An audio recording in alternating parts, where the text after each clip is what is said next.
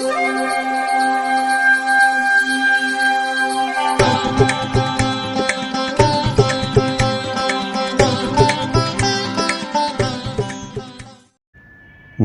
வசந்த காலம் YouTube channel வாயிலாக ஜோதிடர் சண்முகப்பிரியன், சென்னை அடையாறிலிருந்து சனிப்பெயர்ச்சி பலன்கள் பார்த்துக்கிட்டு வரோம்.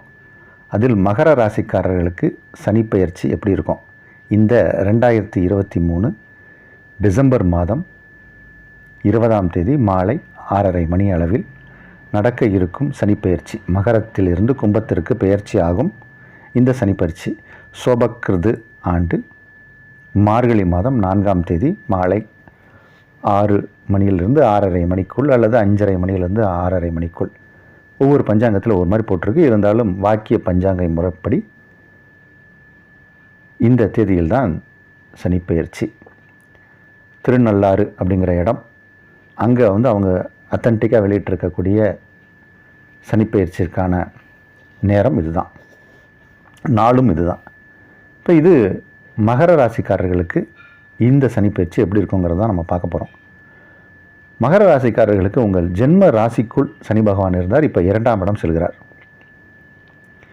இந்த சனி பகவானுக்கு ஆட்சி வீடு அப்படின்னு சொல்லக்கூடிய வீடுகள் மகரமும் கும்பமும்.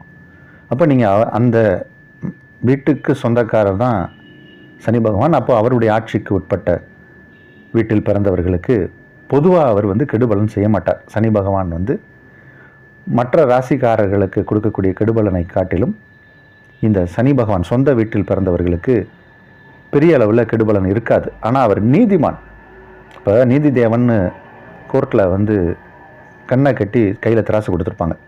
அப்போ எதிரில் இருக்கிறது நம்மளுடைய அம்மாவா, அப்பாவா, தாயா, பிள்ளையா, தாரமா அப்படிங்கிற எந்த விதமான விருப்பு வெறுப்பு இல்லாமல் நீதி வழங்க வேண்டும் அப்படிங்கிறது தான் அதோடைய நீதி.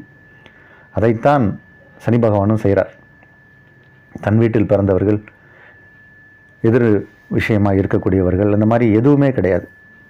தப்புனா தப்பு, ரைட்டுனா ரைட், அதுதான் அவர். அதனால தான் அவர் ஜஸ்டிஸ். அதனால தான் துலா ராசியில் அவர் உச்சம் பெறுகிறார். அங்கே திராசை சிம்பிளாக கொடுத்துருக்காங்க. அப்படி இருக்கக்கூடிய சனி பகவான் உங்கள் ராசிக்கு நன்மை செய்வார், நீங்கள் தவறு செய்தால் தண்டனையும் கொடுப்பார். சரி, இப்போ இந்த மகரத்திலிருந்து அவர் கும்பத்துக்கு போகிறார். அதுவும் அவருடைய சொந்த வீடு, ஆட்சி வீடு, பலம் பெண்ணுந்திய வீடு. அப்போ 7.5 சனி அப்படிங்கிற அந்த விஷயம் இன்னும் போகலை நம்மளை விட்டு. அவர் 4.5 வருஷம் கடந்திருக்கார். இன்னும் 2.5 வருஷம் உங்களுக்கு 7.5 சனியில் பாக்கி இருக்குது. பொதுவாக இந்த ஜென்மத்தில் சனி வரும்போது என்ன பிரச்சனை இருக்கும், என்ன நன்மை நடக்கும் அப்படின்னா, நம்மளுடைய தினப்பலனில் மகர ராசிக்காரர்களுக்கு நம்ம சொல்லும்போது ஒரு வருஷத்துக்கு 365 நாள் நம்ம ராசி பலன் தினப்பலன் சொல்கிறோன்னா, ஏறத்தாழ ஒரு 300 நாள் இந்த திருமணம் சார்ந்த விஷயத்தை பற்றி தான் நான் சொல்லியிருக்கேன். அது என்னுடைய வீடியோவை ரெகுலராக பார்க்குறவங்களுக்கு தெரியும். திருமண தடைன்னு காதில் கேட்டு எனக்கு மாளலை. மகர ராசி திருமண தடைன்னு யாராவது வந்தாங்கன்னா எடுத்து பார்த்தா மகர ராசிக்காரங்களாக தான் இருப்பாங்க. மகர ராசிக்காரர்களுக்கு தான் ரொம்ப நாள் ஆகியும் கல்யாணம் ஆகாமல் இருந்தது. அவர்கள் எல்லாருக்குமே நான் சொன்ன ஒரு விஷயம் என்னென்னா, இந்த சனி பகவான் கும்பத்துக்கு போகும்போது கல்யாணம் ஆகிடும் அப்படின்னு. அவர் அதிசாரத்தில் ஒரு 5 மாதம் போனார், அப்புறம் வக்ரமாகி வந்தார். இந்த மாதிரி நிறைய நிலையில் இருந்தார். இப்போது ஒரே நேர்கதியில் அவர் கும்பத்துக்கு போயிட்டார். அப்போ இந்த காலம் முதல் நீங்கள் தீவிரமாக வரம் தேடினீங்கன்னா திருமணம் நடந்துடும். இல்லை ஏற்கனவே நாங்கள் பார்த்து வச்சிட்டோம், பையனையோ பிள்ளையோ பார்த்துட்டோம், நல்ல குடும்பம் அப்படின்னா இப்போ தை மாதமே ஃபிக்ஸ் ஆயிரும். அதுதான் ஒரு மிக முக்கியமான ஒரு தகவல், அதிமுக்கியமான தகவல். ஏற்கனவே கல்யாணம் ஆகி ஃபேமிலி கோர்ட் போய் பிரிவினை அப்படின்னு கோர்ட்டு கொடுத்துருச்சு அப்படின்னா அவர்களுக்கு 2ஆம் திருமணத்திற்கான ஒரு சூழ்நிலை ஏற்படும். 2ஆம் திருமணத்திற்கான வரன் வரும். திருமணம் 2ஆம் திருமணமும் செய்யலாம். அப்போது குடும்பம் அமையும். ஆனால் 2ஆம் திருமணமும் அவர்களுக்கு நடக்கும் அப்படிங்கிறதுல மாற்று கருத்து இல்லை. நல்ல வரன் வரும். ஒரு கல்யாணம் ஃபெயிலியர் ஆகிடுச்சு, மறுமணம் அது நல்ல ஒரு மனமாக இருக்கும். அதே மாதிரி ஃபேமிலியை விட்டு பிரிந்து வெளிநாட்டில் வாழ்வாங்க. கணவன் ஒரு இடம், மனைவி ஒரு இடம், வாட்ஸ்அப்லேயே பேசிகிட்டு இருக்கோங்க, எனக்கு தாய்நாடு திரும்பணும், எப்போ அதற்கு நேரமும் சூழ்நிலை வரும்னு சொல்லிகிட்டு இருந்தவங்களுக்கெல்லாம் இப்போ அதற்கு நேரம் வந்தாச்சு. அவங்க தாய்நாடு திரும்புவாங்க. இல்லை கணவன் வாழக்கூடிய இடத்தில் மனைவி திரும்பி அங்கே போயிடுவாங்க. சில பேர் பொருளாதார நெருக்கடிக்காக மனைவி ஒரு இடத்துல வேலை பார்ப்பாங்க, கணவன் ஒரு இடத்துல வேலை பார்ப்பாங்க. இந்த மாதிரியான பிரிவினையும் இருந்துச்சு. அதெல்லாம் மாறி இருவரும் ஒரே இடத்துல வேலை செய்கிற மாதிரியோ, இல்லை கணவன் வேலை செய்யும் இடத்திற்கு மனைவி போய் ஃபேமிலியை ஒன்றாக்கிடுவாங்க. பொருளாதாரம் சர்வைவல் பண்ண முடியாது அப்படின்றதுக்காக மனைவி ஒரு இடத்துல ஃபேமிலியை ரன் பண்ணிகிட்ருப்பாங்க, அதாவது குழந்தைகளோடு இருப்பாங்க. கணவன் மட்டும் உத்தியோகத்திற்காக வேறு ஊர் போயிருப்பார். அதெல்லாம் மாறி இப்போ ஒன்றா சேர்ந்துருவாங்க. இப்போது இந்த சனி பகவானுடைய ஏழரை சனிங்கிற காலகட்டம் இல்லை அப்படின்னாலும் இந்த சனி பகவான் பொதுவாக என்ன செய்வார் அப்படின்னா, திருமண விஷயத்தை சிறப்பாக நடத்தி கொடுப்பார். பொருளாதார நெருக்கடியிலேருந்து கொஞ்சம் இப்போ ரிலீஃப் கிடைக்கும். இது வரைக்கும் இருந்த ஒரு பொருளாதார நெருக்கடியிலேருந்து ரிலீஃப் உண்டு. ஏதாவது சொத்து சுகங்கள் வாங்கி போடுவதற்கு வாய்ப்பு இருக்கான்னு பாருங்கள். ஏன்னா பணத்தை விரயமாக்குவதற்கு சூழ்நிலை உருவாகும். அப்போ இந்த விரயத்தை நம்ம என்ன பண்ணணும்னா, ஒரு பயனுள்ள விரயமாக ஆக்கி சொத்து சுகம் வாங்கி போட்டுடணும். அப்போ அந்த லேண்டில் ஏதாவது பணத்தை முடக்கிட்டோம்னா அது லாக் ஆச்சுன்னா அது நேரம் நல்ல நேரம் வரும்போது அப்ரிஷியேஷன் ஆயிரும். அதை விற்று நம்ம வேறு ஒரு விஷயத்துக்கு யூஸ் பண்ணலாம். இல்லை ஊருக்கு வெளியில் எங்கேயோ ஒரு நிலம் வாங்கினோம்னாலும் நேரம் நல்ல நேரம் வரும்போது அது உயர்வாயிரும். அதற்கு பிறகு அதை நம்ம ஒரு நல்ல ஏரியாவில் இடம் வாங்கிக்கலாம். ஏரியா இல்லைன்னா ஏரிக்குள்ளே போய் இடம் வாங்கிடாதீங்க. இப்போ தண்ணி எல்லா இடமும் நிற்கிது. நல்ல ஏரியாவில் வீடு வாங்குங்க. அந்த மாதிரியான விஷயங்கள்லாம் உங்களுக்கு நல்லபடியாக நடக்கும். வெளிநாடு போனவர்கள் தாய்நாடு திரும்புவார்கள். வெளிநாடு போகணுன்னு ஆசைப்படுபவர்களுக்கு வெளிநாடு யோகம் உண்டு. ஸோ அதுவும் இருக்குது. குரு பகவானுடைய நிலைப்பாடை வச்சும் நம்ம பலன் சொல்லித்தான் ஆகணும். குரு பகவான் எங்கே இருக்கார், அவர் யாரை பார்க்குறார், எப்படி அப்படிங்கிற பல விஷயங்கள் இதில் அடிப்படையாக உண்டு. ஏப்ரல் மாதம் குரு பகவான் மேஷத்துலேருந்து ரிஷபம் செல்வார். அந்த நேரத்தில் குரு பகவான் உங்கள் ராசியை பார்ப்பார். அப்போ அது மேலும் வளமாக இருக்கும். சனி பகவான் 2ஆம் இடத்தில் இருக்கும்போது குரு பகவான் மே மாதம் 1ஆம் தேதியில் இருந்து உங்கள் ராசியை பார்ப்பார். அது கூடுதல் வலு. அப்போ திருமண யோகத்திற்கு இன்னும் வலுவை சேர்க்குது.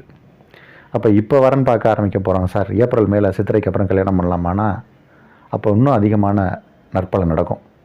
அப்போ அந்த நேரம் உங்களுக்கு டபுள் போனஸ் மாதிரி. ஒரு போனஸுக்கு பதிலாக டபுள் போனஸ் கொடுத்தா எப்படி இருக்கும்? உற்சாகமாக வேலை செய்வீங்கல்ல. அப்போ அந்த உற்சாகம் பிறக்கக்கூடிய ஒரு நேரம். நல்ல இல்லறம் அமையும். நல்ல மணவாள் அல்ல மணவாளன் அமைவார். இதெல்லாம் இந்த மகர ராசிக்காரர்களுக்கான பலாபலன். மகர ராசிக்காரர்களுக்கான பலாபலன். இந்த படிப்பில் மந்தமான சூழ்நிலையில் பிள்ளைங்கள் இருந்திருப்பாங்க. நம்ம படிக்க சொன்னால் அப்படி தூங்கி விழுவாங்க. இந்த மாதிரி ஒரு உற்சாகமற்று காணப்பட்ட பிள்ளைகள்லாம் இப்போ உற்சாகமாக படிக்க ஆரம்பிச்சிருவாங்க. ஏன்னா சனி பகவானுக்கு மந்தன் ஒரு பேர் உண்டு. அவர் ராசிக்குள்ளே இருக்கும்போது இந்த மாதிரியான ஒரு நிலைப்பாடு இருந்திருக்கும். அதே மாதிரி ரொம்ப குழந்தைகள்லாம் ஒல்லியாக இருந்திருப்பாங்க, உடம்பே தேராமல் இருந்திருப்பாங்க. அவர்களுக்கெல்லாம் இப்போ உடம்பு தேறி கொஞ்சம் நல்லா புஷ்டியாகுவாங்க. நல்ல உணவு ஆகாரங்கள் உடம்புக்கு செல்லுபடியாகும். படிக்கும் மாணவர்கள் படிப்புலையும் இன்ட்ரெஸ்ட் இருக்காது, ஸ்போர்ட்ஸ்லேயும் இன்ட்ரெஸ்ட் இருக்காது, அந்த மாதிரி ஒரு மாதிரி இருப்பாங்க. அந்த மாதிரி இருந்த குழந்தைகள்லாம் இப்போ உற்சாகம் பெற்று துள்ளி எழ ஆரம்பிச்சிடுவாங்க. மான்குட்டி துள்ளி ஓடுற மாதிரி இப்போ அவங்களுக்கு ஒரு உற்சாகம் பிறக்கும் இந்த பயிற்சி. வயதானவர்கள் முதியவர்கள் அவர்களும் இப்போ நல்லா இருப்பாங்க. பொதுவாக சனி பகவான் வயதானவர்கள் முதியவர்கள் சர்வீஸ் ஓரியன்ட் ஜாபில் இருக்கிறவங்க, அதாவது சேவை சார்ந்த தொழிலில் இருக்கக்கூடியவர்கள், நர்ஸ் இந்த மாதிரியாக இருக்கக்கூடியவர்கள், சேவை தொழில்னு நிறையா இருக்குது. அர்ச்சகர்கள், ஜோதிடர்கள், அதே மாதிரி இந்த கல்லூரி ஆசிரியைகள் இவங்களுக்கெல்லாம் ரொம்ப பாதிப்பு இருக்காது. ஆனால் அதுக்காக பொய்யும் புரட்டும் சொல்லிகிட்டு இருக்க ஜோசியக்காரர்கள்லாம் அவரை விட மாட்டார், போட்டு ஒரு வச்சு செஞ்சிடுவார். ஜோதிடர்களாக இருந்தாலும் சனி பகவான் பிடியிலேருந்து தப்பிக்க முடியாது. அதனால் தர்ம நியாயத்திற்கு கட்டுப்பட்டு நீங்கள் எந்த ராசிக்காரர்களாக இருந்தாலும் நடந்தால் சனி பகவான் உங்களுக்கு நன்மையை செய்வார். அதனால் முதியவர்கள் அந்த மாதிரி ஒரு விஷயத்துலேயும் அவர் நன்மையை செய்வார்.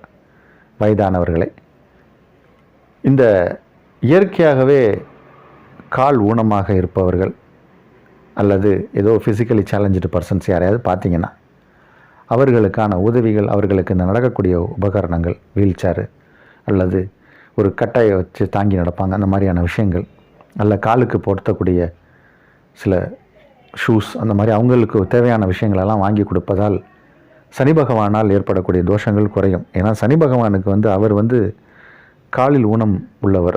அவருக்கு அந்த மாதிரி நிகரான மக்களை பார்க்கும்போது நீங்கள் செய்யக்கூடிய இந்த உபகாரம் சனி பகவானை மகிழ்விக்கும். அதுதான் பரிகாரம்.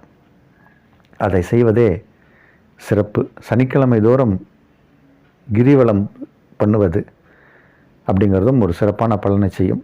நேரம் கிடைக்கும்போது திருநள்ளாறு செல்வதும், அங்கே போய் தர்பாரணீஸ்வரரை வணங்கிவிட்டு சனி பகவானை வணங்கி வருவது நல்ல பலனை செய்யும். மொத்தத்தில் இது ஒரு நல்ல சனி பெயர்ச்சி தான்.